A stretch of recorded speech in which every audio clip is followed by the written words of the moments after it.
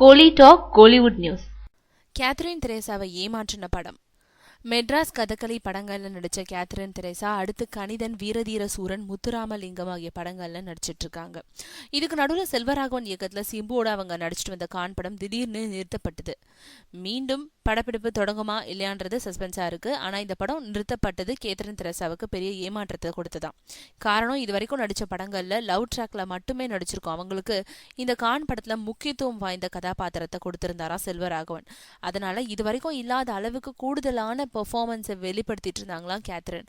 அதோட இந்த படம் திரைக்கு வரும்போது தன்னோட இமேஜ் இன்னும் மாறிடும், இதை விட அழுத்தமான கதாபாத்திரங்கள் தனக்கு கிடைக்கும்ன்றதுதான் கேத்ரின் தெரேசாவோட நம்பிக்கையா இருந்துதான்.